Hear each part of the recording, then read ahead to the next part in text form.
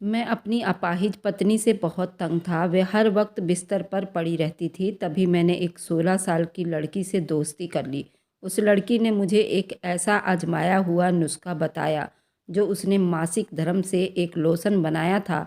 वह लोशन दिया, कहा अपनी पत्नी को छत पर ले जाकर धूप में ये लोशन उसके पूरे शरीर में लगा दो। कुछ देर के बाद वो मर जाएगी, फिर मैं तुमसे शादी कर लूँगी। मैं अपनी अपाहिज पत्नी को छत पर ले जाकर वह लोशन लगाया तो मेरी चीख निकल गई। मेरा नाम शिवांश है और मैं गाजीपुर का रहने वाला हूँ और मैं सिलाई का काम भी जानता था और मैं अपनी दुकान भी खोली हुई थी। सुबह सुबह का वक्त था, मेरा दुकान जाने का टाइम हो गया था। मैं एक मशहूर टेलर था। ऐसा खूबसूरत मशहूर टेलर पूरे इलाके में नहीं था। यही वजह थी कि मेरा काम बहुत ज़्यादा चलता था और मेरे पास ज़्यादा औरतें ही आती थीं। कभी कभी हंस बोलकर बातें भी कर लिया करती थीं। मैं भी मुस्कुराकर बात कर लिया करता था, जबकि मुझे पता था मुझे इन लोगों से काम है, तो मैं कोई इन लोगों से झगड़े करने तो नहीं बैठा था ना। वह भी अपने काम से आती थी और मुझे भी काम होता था। इसी तरह मैं प्यार मोहब्बत से बातें कर लिया करता था। फिर मैं पूरे इलाके में बदनाम हो गया था कि मैं बहुत ज़्यादा दिलफेक इंसान हूँ, जबकि ऐसी कोई बात नहीं थी। मेरी पत्नी, जो कि बहुत ज़्यादा खूबसूरत थी, हम दोनों ने लव मैरिज की थी। हमने अपने अपने परिवार से बगावत करके ये शादी की थी और अब हम लोग यहाँ फ्लैट में रहते थे। मेरी पत्नी का नाम दिव्या था। जब हम लोग यहाँ गाजीपुर शहर में फ़्लैट देखने के लिए आए थे, मेरी पत्नी ने कहा कि उसे सबसे ऊपर वाला फ़्लैट चाहिए। मेरा कहना था कि इतने ऊपर हम लोग रहेंगे तो रोज़ हम लोग कैसे चढ़ेंगे और कैसे उतरेंगे, और इतना अच्छा सोसाइटी भी नहीं था कि यहाँ कोई फ़्लैट में लिफ्ट होता। नॉर्मल से 5-5 मंजिल के मकान लोगों ने बनवा रखा था और किराए पे चढ़ा रखा था। यहाँ किराया कम था और सबसे ऊपर के मंजिल का तो और भी ज़्यादा कम था। दिव्या ने कहा कि ऊपर वाले फ्लैट में आपको छत भी मिल जाता है और छत के अपने ही फ़ायदे होते हैं, इसलिए ऊपर वाला, सबसे ऊपर वाला मंजिल ही चाहिए। वैसे ऊपर वाले फ्लैट की कीमत कम थी क्योंकि वो बहुत ऊंचा था और लोग इतने ऊपर से नीचे आने जाने को बड़ा मुश्किल समझते थे। मेरी पत्नी और मैं दोनों ही जॉब करते थे, तो हमारे साथ ऐसी कोई प्रॉब्लम नहीं थी। मेरी पत्नी का कहना था कि ऐसे हम लोगों की वर्जिश भी हो जाया करेगी, क्योंकि मेरा भी टेलरिंग का काम था और पूरे दिन बैठना ही होता था। मेरी पत्नी भी बैगों का काम करती थी, तो उसे भी पूरे दिन मशीन पर ही बैठना होता था। दिव्या को छत बहुत ज़्यादा पसंद थी। वह कहती थी कि शाम को चाय वगैरह बनाकर छत पर खुले आसमान के नीचे परिंदों को देखना और चारों तरफ हरे भरे देखना, साथ में चाय पीना, उसका अलग ही आनंद होता है, जिसे पूरे दिन की काम करने की थकान उतर जाती है। मैंने दिव्या की बात मान लिया और हम दोनों ने उस बिल्डिंग का सबसे ऊपर वाला मंजिल ही ले लिया। लेकिन एक दिन ऐसा हुआ कि उसकी तबीयत थोड़ी ख़राब थी, लेकिन उसने मुझे ये नहीं बताया था कि उसकी तबीयत ख़राब है। वह सुबह जॉब करने चली गई थी और मैं भी अपनी दुकान पर निकल लिया था। हम दोनों के पास घर की अलग अलग चाबी होती थी। शाम को जॉब करके आते समय सीढ़ियाँ चढ़ते वक्त उसको चक्कर आ गया और सबसे ऊपर वाली मंजिल पर पहुंची ही थी कि उसका पाँव फिसला और सीधे नीचे गिरती आई। दिव्या के कमर में चोट लग गई। अब डॉक्टर का कहना था कि कमर की सारी नसें ब्लॉक हो गई हैं, जिसकी वजह से वह अपने पैरों को हिला नहीं सकती और उसके सर में भी काफ़ी चोट लग गई है और उसके पैरों के हिस्से सुन्न हो गए हैं। शायद अब कभी वह अपने पैरों पर चल नहीं सकती थी और ना ही बोल पाती, क्योंकि उसे बहुत ज़्यादा झटका लगा था। झटके के गिरने की वजह से दिव्या की बॉडी पर बहुत ज़्यादा फर्क पड़ा था और कई हिस्से उसके डैमेज हो गए थे। अब इस बात को 1 साल होने वाले थे। मैं ही दिव्या के सारे काम करता, दिव्या के लिए खाना बनाता, पूरे घर की सफाई करता था, पैसा भी कमाता था, उसको नहलाता धुलाता था, उसको बाथरूम भी करवाता था। शादी तो हमने लव मैरिज की थी, इस वजह से घर वाले भी काफ़ी नाराज़ थे, तो हमारी मदद क्या करते। उल्टा वह तो हमें ताना ही देते थे, माँ बाप के खिलाफ जाकर शादी करोगे तो यही सज़ा भुगतोगे। बूढ़े माँ बाप को छोड़कर अलग रह रहे थे, इसलिए तुम्हें उनकी बद्दुआ लगी है। अभी दिव्या और मेरी शादी को 2 साल ही बीते थे और जब वह सीढ़ियों से गिरी तो वह माँ भी बनने वाली थी। मेरा बच्चा भी इस दुनिया में आने से पहले इस दुनिया से चला गया था। हमारे लिए बहुत बड़ा हादसा था, ये बहुत बड़ा सदमा था। हम लोग बहुत बड़ी मुश्किल में फंस गए थे, लेकिन फिर भी खुश था।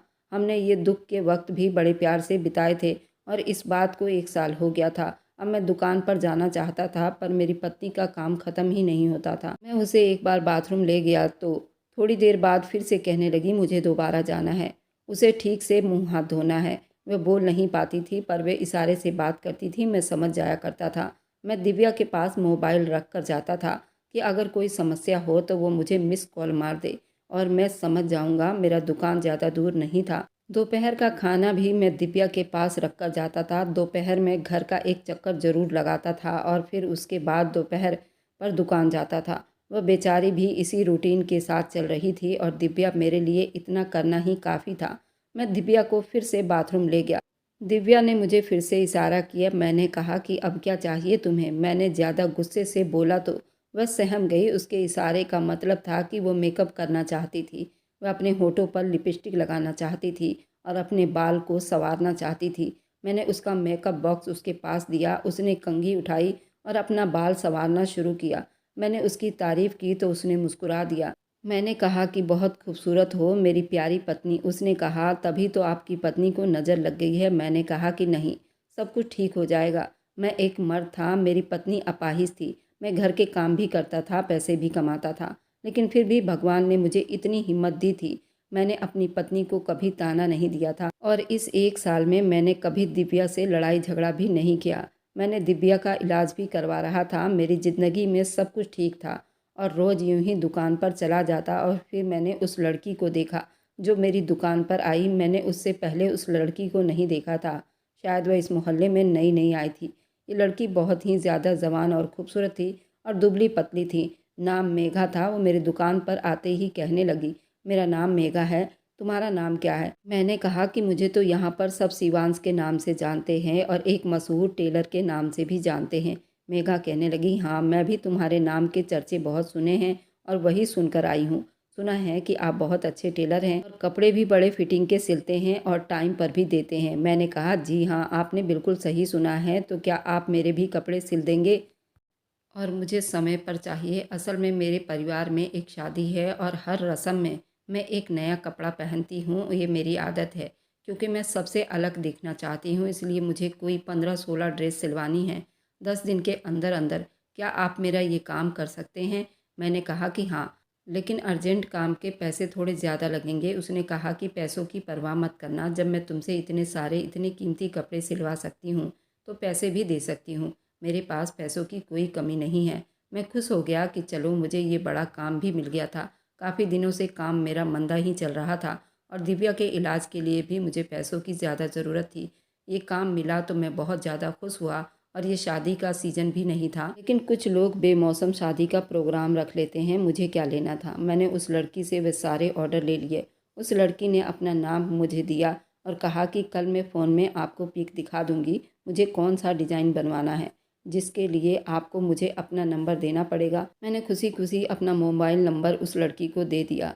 मैं अपनी दुकान में ही काम कर रहा था। वह अगले दिन आ गई। उसने मुझे अपने मोबाइल में कई सारे ड्रेस के डिज़ाइन दिखाए। मैंने उसे कहा कि मैं ये सारे डिज़ाइन बना सकता हूँ, पर हर डिज़ाइन के अलग से पैसे लगेंगे। पैसों की बात क्लियर कर लेनी चाहिए ताकि आपको भी कोई प्रॉब्लम ना हो और मुझे भी। उसने कहा कि बस मुझे अच्छे डिज़ाइन के कपड़े चाहिए। मैंने पहले भी कहा कि मुझे पैसों की कोई प्रॉब्लम नहीं है। आप जितना पैसे मांगेंगे आपको दे सकती हूँ, लेकिन मुझे अपने कपड़ों में कोई कमी नहीं चाहिए और एक सूट मुझे अर्जेंट में चाहिए। मैंने कहा कि मैं इस टाइम अपने घर पर जाता हूँ। मेरी पत्नी बिस्तर पर पड़ी है, उसे देखने के लिए जाना होता है। अगर आप मेरे कपड़े अभी सी देंगे तो मैं तुम्हें एडवांस में 2000 रुपये दे सकती हूँ। मैं सोचने लगा कि 2000 के लिए अगर मैं 1 घंटा एक्स्ट्रा लगा लूँ तो क्या हो जाएगा। वैसे भी मेरी पत्नी घर में बैठी है, कोई सड़क पर तो नहीं बैठी। खाना और पानी मैं उसके पास रख कर ही आया हूँ। ये 1 घंटे से क्या हो जाएगा? 1 घंटे तो इंसान लेट भी हो सकता है। हाँ, ये अलग बात है कि जब से मेरी पत्नी की हालत ऐसी हो गई थी, मैं घर हमेशा टाइम पर ही जाता था, लेकिन मैं मेघा का सूट सीने बैठ गया था। मुझे यहाँ 1 घंटा से ज़्यादा लग गया था। जब मैं वापस रात को घर गया और घर में दाखिल हुआ तो सामने का मंजर देखकर हैरान रह गया। मेरी पत्नी ज़मीन पर गिरी हुई थी। पानी का गिलास टूटा हुआ था। शायद वो पानी पीने के लिए उठने की कोशिश कर रही थी, क्योंकि जो पानी मैंने उसके पास रखा था वह बहुत ही कम था। मैंने उसे बिठाया, उसका मुंह साफ़ किया। उसको थोड़ी सी चोट भी लग गई थी। मैंने उसकी मरहम पट्टी भी की और मैंने उसको शर्मिंदा होते हुए नज़रों से देखा। मैंने उसके पास फ़ोन तो रखा था, लेकिन फ़ोन में शायद बैटरी ख़त्म हो गई थी, इसलिए वो मुझे फ़ोन भी ना कर पाई थी। मैंने कहा कि मुझे माफ़ कर दो, मुझे काम था, बहुत अर्जेंट काम था। वो मुझसे इशारे में पूछने लगी क्या काम था, तो मैंने कहा कि दुकान का काम नहीं था, मेरे एक रिश्तेदार की मौत हो गई थी। मैंने उसे झूठ बोला। अगर मैं उसे ये कहता कि मैं किसी लड़की के कपड़े सीने में बिजी हो गया था और उस लड़की के कपड़े सीने में मैंने इतनी देर लगा दी और इसी चक्कर में तुम नीचे गिर गई हो और तुम्हारे साथ इतना बुरा हुआ है, वह ज़रूर मुझ पर गुस्सा होती। आखिर पत्नी तो पत्नी होती है, चाहे वह बिस्तर पर अपाहिज ही पड़ी थी। आखिर मैं उसको क्या जवाब देता, इसलिए मैंने बहाना बना दिया और झूठ बोल दिया। दिव्या ने भी मुस्कुराकर सर हिला दिया। उसका मतलब था कि कोई बात नहीं। मैं सोचने लगा मुझे दिव्या के साथ ऐसा नहीं करना चाहिए था। मैंने काम तो कर दिया था, पर अभी उस लड़की ने मुझे पैसे नहीं दिए थे। उसने कहा कि सारे पैसे एक साथ ही देंगे। वह जब भी मेरी दुकान पे आती मुझे अजीबोगरीब तरह की अदाएं दिखाती, मेरी आंखों में देखती, कभी अपने दुपट्टे से खेलने लगती। दुपट्टा तो उसने बस गले में ही डाला होता था। उसका फिगर तो कमाल का था, किसी भी मर्द को अपनी तरफ देखने पर मजबूर कर दे। उसके कपड़े भी बहुत बारीक होते थे। सब मार्केट वाले लोग मेघा को देखते थे। मेरे सामने भी एक टेलर बैठा होता था जो मेरा दोस्त भी था। उसी ने कहा कि ये लड़की आजकल तुम्हारी दुकान पर बड़े चक्कर लगा रही है, इससे बचकर रहना। मैंने कहा कि हाँ, लगता है इस मोहल्ले में नई आई है। उसने कहा कि हाँ नई आई है, लेकिन किसी आदमी को बर्बाद करके आई है। मैंने कहा क्या मतलब? उसने कहा कि मेरे ससुराल के पड़ोस में उस लड़की की शादी हुई थी, उस आदमी से डिवोर्स लेकर यहाँ आई है। हमारे मोहल्ले में उस स्कूल टीचर की भतीजी है। मैं अपने दोस्त की बात सुनकर बिल्कुल हैरान रह गया। ये कैसे हो सकता है? वह तो अभी 15-16 साल की कमसिन नौजवान लगती है। हाँ, उसकी शक्ल और खूबसूरती से हर कोई धोखा खा लेता है, लेकिन ये बालिग है। शक्ल से तो ये बिल्कुल भी शादीशुदा नहीं लगती है। और भाई, तुम कह रहे हो कि इसको डिवोर्स हो गई है? उसने कहा कि हाँ, आजकल किसी का कुछ पता नहीं चलता। सुना है बड़ा अमीर आदमी था, लेकिन जब से इसके हरकतों के बारे में पता चला तो उसने गुस्से में आकर इसको डिवोर्स दे दिया है। अरे यार, मैं तुमको समझा रहा हूँ, तुम तो खुद इतने हैंडसम और जवान हो। तुम्हें तो अच्छी भली लड़की मिल जाएगी, तुम क्यों इस बचलन लड़की के पीछे पड़े हो? बस मैंने कहा कि अब कहाँ मैं खूबसूरत रह गया, घर के कामों में उलझ कर रह गया हूँ। मेरे इस दोस्त ने कहा, क्या भाभी की हालत अभी भी वैसे ही है? मैंने कहा कि हाँ। उसने कहा कि तुम तो एक अच्छे पति भी साबित हो रहे हो, ये तो बड़ा अच्छा काम कर रहे हो, अपनी पत्नी की सेवा कर रहे हो। भगवान तुमसे बहुत ज़्यादा खुश होगा। अपने पत्नी की सेवा करते रहो, देखना एक दिन सब कुछ ठीक हो जाएगा, परेशान ना हुआ करो। लेकिन अब मैं परेशान होना शुरू हो गया था। मैं एक साथ सारे काम करके तंग आ गया था। जब मेरी पत्नी ठीक थी तो वह भी नौकरी करती थी, घर संभालती थी, पैसे भी कमाती थी और बिल्कुल भी नहीं थकती थी। लेकिन ये बात तो अपनी जगह है कि भगवान ने मर्दों की जगह औरतों को ज़्यादा स्ट्रॉन्ग बनाया है। वह घर में घर के काम से लेकर और बच्चों की पढ़ाई, उनकी परवरिश बहुत अच्छे ढंग से कर सकती हैं। अगर वे जॉब करती हैं तो अपनी जॉब भी बहुत अच्छे तरीके से करती हैं। औरत एक साथ कई काम कर सकती है और सारे काम सीरियल से और सही ढंग से कर सकती हैं। वहीं मर्द सिर्फ जॉब करके ही थक जाता है और हम मर्दों में इतनी बर्दाश्त करने की क्षमता भी नहीं होती। मर्द अगर बीमार पड़ जाए, लाचार हो जाए तो औरत अपने पति को इतने प्यार से संभाल लेती है और घर भी संभाल लेती है। अब तो मैं इस बात को अच्छी तरह से समझ गया था और मैं बहुत थक गया था। लेकिन मैं अपनी पत्नी को देख रहा था और सोच रहा था कि मैं उसके लिए इतना कुछ करता हूँ, ये अपाहिज है, बीमार है, फिर भी मैं इसका ख्याल कर रहा हूँ, मैं इसको अपनी ज़िंदगी से नहीं निकाल रहा हूँ। क्या ये मेरे इस प्यार के काबिल है भी या नहीं? अगर मैं इसकी जगह होता ये ज़रूर मुझे छोड़कर चली जाती, क्योंकि ये बहुत ज़्यादा खूबसूरत थी। जब हम एक दूसरे से मोहब्बत करने लगे थे और हमारी मोहब्बत जब शादी तक पहुँची थी, मेरी पत्नी की मंगनी कहीं और हुई थी, पर वह उस आदमी से शादी नहीं करना चाहती थी। लेकिन दिव्या ने मेरे लिए उस आदमी को छोड़ दिया था। तो फिर क्या, अगर मैं अपाहिज हो जाता तो ये तो मुझे कब का छोड़कर जा चुकी होती। मेरे दिल में अजीबोगरीब तरह के ख्याल आने लगे थे। आजकल मैं मेघा के बारे में ही सोचता रहता था। वह रोज़ मुझसे कोई ना कोई ड्रेस सिलवा लेती और अभी तक उसने मुझे कोई पैसे नहीं दिए थे। पर अब मुझे पैसों की ज़रूरत नहीं थी, क्योंकि मुझे वह अच्छी लगने लगी थी। मुझे उससे बातें करना अब मुझे बहुत अच्छा लगने लगा था, उसकी बातें सुनना अच्छा लगता था। वो मेरी दुकान में आती थी। मैंने मेघा से पूछा, क्या तुम्हारे बारे में बाहर अफवाहें चल रही है? क्या सच में तुम्हारा डिवोर्स हुआ है? मेघा ने कहा, बिल्कुल आपने सही सुना है, मेरी डिवोर्स हो चुकी है। लेकिन अगर मेरी शादी किसी बूढ़े आदमी से करवा दी जाएगी और मैं कहाँ अभी नाबालिग हूँ, तो मेरी डिवोर्स नहीं होगी तो और क्या होगा? मेरी उम्र देखो, मेरी शक्ल देखो, क्या मैं इस काबिल थी कि मेरी शादी किसी बूढ़े आदमी से करवा दी जाती? क्या कभी बूढ़े मर्दों के साथ जवान औरतें खुश रहती हैं? मैंने कहा कि हाँ, ये तो तुम्हारे साथ बहुत बुरा हुआ है। उसने कहा कि मेरी किस्मत अच्छी थी, मुझे डिवोर्स मिल गया। अगर नहीं होती तो मैं बहुत बदकिस्मत होती। मैंने कहा कि फिर अब आगे क्या इरादा है? क्या सारी ज़िंदगी अकेले बिताने की ठानी है? किसी न किसी को तो जीवन साथी बनाना ही होगा।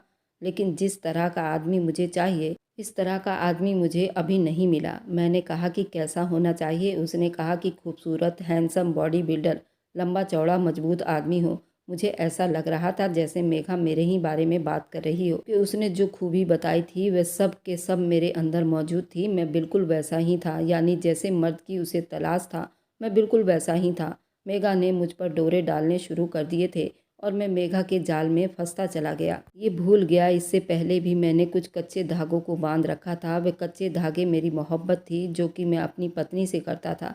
कहते हैं कि मोहब्बत का कच्चा धागा एक ही वक्त में बड़ा कमज़ोर और बड़ा मजबूत होता है। मजबूत इतना कि जमाने वाले मिलकर भी तोड़ने की कोशिश करें तो वह टूटता नहीं, लेकिन कमज़ोर इतना होता है कभी कभी खुद अपने ही अकड़न से अपने आप को ही तोड़ देता है। जहाँ मैंने 7 जन्मों की कसम खाई थी कि एक साथ रहेंगे, और दिव्या के बीमार हुए 1 साल भी नहीं हुआ था और मैं उन सभी कसमों को भूल गया था और इतना कमज़ोर पड़ गया था। मैं जब घर जाता तो मुझे मेरी पत्नी पर बहुत गुस्सा आता था। अब मेघा मुझे बहुत बुरी लगने लगी थी और मेरी आंखों को चुभने लगी थी। मैं उसके रोज़ की फरमाइशों से अब तंग आ रहा था। मोहल्ले में मेरी पत्नी की कोई दोस्त उससे मिलने आई थी। कुछ खाने पीने की चीज़ें लेकर आई थी। मैंने कहा, आप लोग ऊपर क्यों नहीं आते? उसने कहा कि अब आपकी ऊपर वाली मंजिल पर कौन चढ़ेगा, और आपकी पत्नी भी तो सीढ़ियों से गिरकर ही इस हाल में पहुंच गई है। मैंने कहा, आप सभी लोग मिलकर भगवान से प्रार्थना करें कि मेरी पत्नी जल्द ठीक हो जाए। उस औरत ने कहा, ऐसे लोग बहुत कम ठीक होते हैं। मेरी बहन के साथ भी ऐसा हुआ था। वह यूं ही 15 साल बिस्तर पर पड़ी रही और उसके बाद मैंने कहा, क्या वह ठीक हो गई? उसने कहा कि नहीं, वह इस दुनिया से ही चली गई। मैं दिव्या की सहेली की बात सुनकर बहुत ज़्यादा मायूस हो गया था। क्या मैं सारी ज़िंदगी अपनी बीमार पत्नी की सेवा करते हुए बिता दूंगा? और ये सच था। अब मेरी पत्नी को बीमार हुए दूसरा साल हो चुका था और मैं अब ऊब चुका था उसकी सेवा कर करके, लेकिन अभी तक वो बिल्कुल भी ठीक नहीं हुई थी। डॉक्टर ने भी कोई अच्छी खबर नहीं सुनाई थी। मैं दिव्या को हर महीने डॉक्टर के पास लेकर जाया करता था।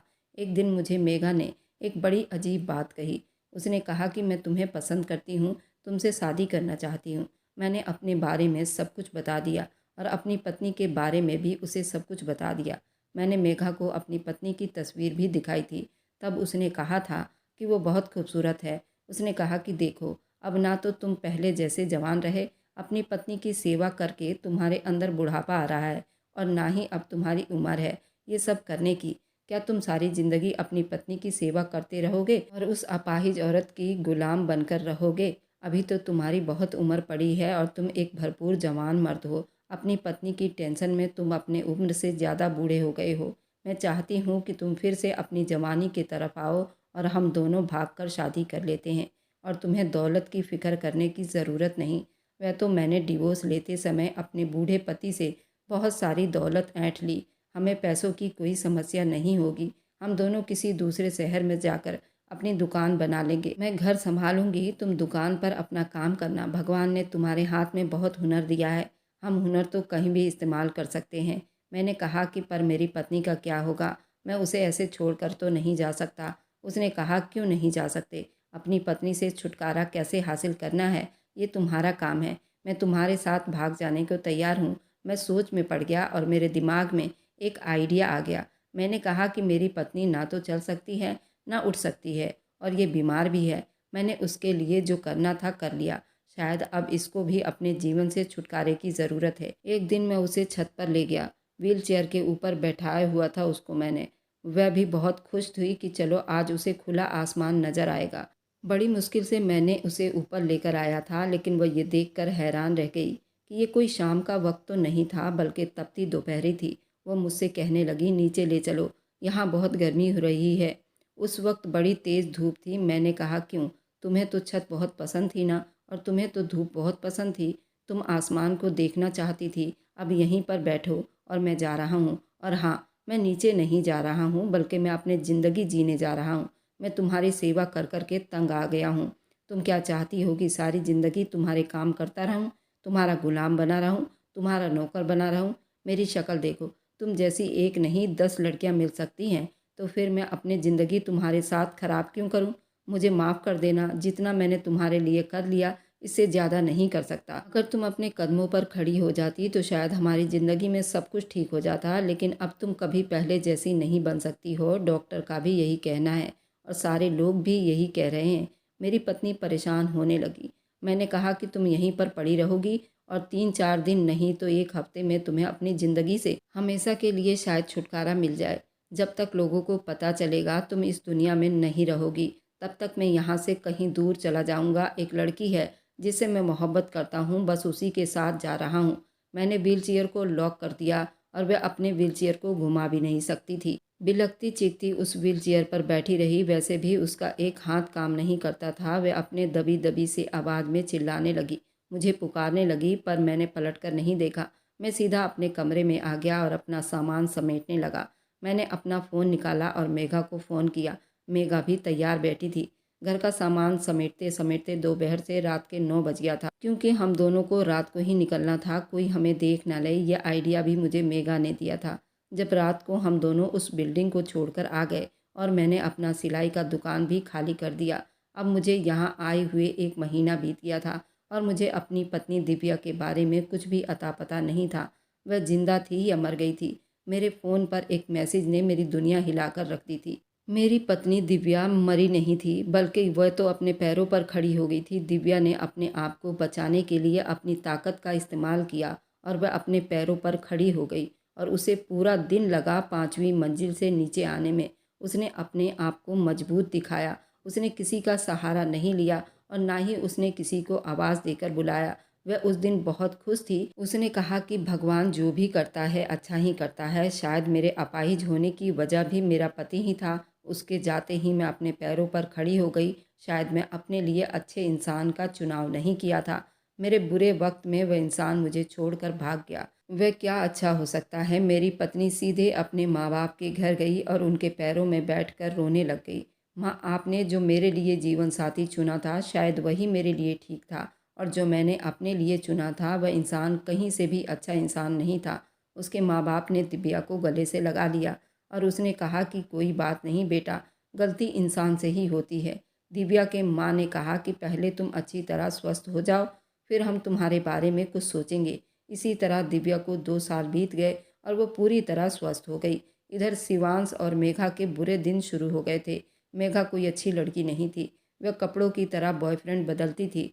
जितने पैसे शिवांश कमाता वह अपने मेकअप और लिपस्टिक में उड़ा देती थी। शिवांश अब हर रोज़ पछता रहा था। दिव्या से माफ़ी मांगना चाहता था, लेकिन दिव्या उससे मिलना नहीं चाहती थी। उसने कहा कि मैंने एक बार गलत इंसान को चुन लिया था। उस बात पर मैं आज तक पछता रही हूँ। अब मुझे आपकी ज़रूरत नहीं। मेघा और शिवांश का एक बच्चा हुआ था। शिवांश का कहना था ये बच्चा मेरा नहीं। मेघा भी उसको कब का छोड़कर जा चुकी थी। वह शिवांश उस बच्चे को पाल रहा था। वह हर रोज़ दिव्या से अपनी गलतियों की माफ़ी मांगता और उससे कहता हम दोबारा से अपनी ज़िंदगी जी सकते हैं। लेकिन दिव्या के माँ बाप दिव्या को मेरे साथ भेजने के लिए तैयार नहीं थे और दिव्या भी मेरे साथ रहने के लिए तैयार नहीं थी। अब मैं अपने किए पर बहुत पछता रहा हूँ। दिव्या तो अपनी जगह बिल्कुल ठीक थी। आप सभी लोग मेरा साथ दीजिए और मुझे बताइए मैं अपनी पत्नी दिव्या को कैसे मना सकता हूँ। मुझे दिव्या हर हाल में चाहिए। मैं दिव्या के बिना अधूरा हूँ। आप लोग मुझे ऐसा आइडिया बताइए मेरी पत्नी दिव्या मेरे साथ आकर रहने लग जाए, क्योंकि मुझे पता है मैं एक बुरा इंसान हूँ, लेकिन मैं सुधरना चाहता हूँ। अब मैं आगे की ज़िंदगी दिव्या के साथ बिताना चाहता हूँ। आप लोग दिव्या को मनाने में मेरी मदद कर सकते हैं।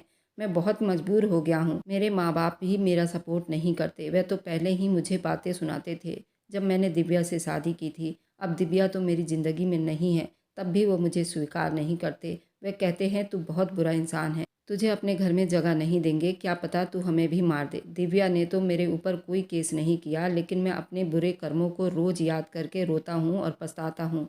मैं अब अकेले उस बच्चे के साथ रहता हूँ। मुझे उस बच्चे से लगाव तो है, लेकिन वो मेरा खून नहीं। मेघा ने मेरे साथ बहुत बुरा किया। शायद मैं इसी लायक था। मुझे मेघा का तो पता चल गया है वो कहाँ है। आजकल वह किसी और आदमी के चक्कर में पड़ी है, लेकिन उस आदमी ने उसके साथ शादी नहीं की और मैं भी मेघा को नहीं रखना चाहता। मैंने तो मेघा के साथ शादी की थी। अब मैं और ये बच्चा अकेले रहते हैं। इसमें इस बच्चे का तो कोई कसूर नहीं है। आप लोग बताइए, क्या मुझे इस बच्चे को मेघा को दे देना चाहिए या नहीं, क्योंकि मैंने डीएनए टेस्ट भी करवाया था। ये बच्चा मेरा नहीं है। अगर आपको आज की कहानी पसंद आई है तो वीडियो को ज़रूर लाइक कीजिएगा और अपने दोस्तों के साथ शेयर भी कीजिएगा। और हाँ, अगर आपने अभी तक हमारे चैनल को सब्सक्राइब नहीं किया है तो ज़रूर सब्सक्राइब कर लें। मिलते हैं हम कल की एक नई दिलचस्प कहानी के साथ। मुझ पर सदा अपना प्यार और स्नेह बनाए रखें। सभी को मेरा प्यार भरा नमस्कार दोस्तों।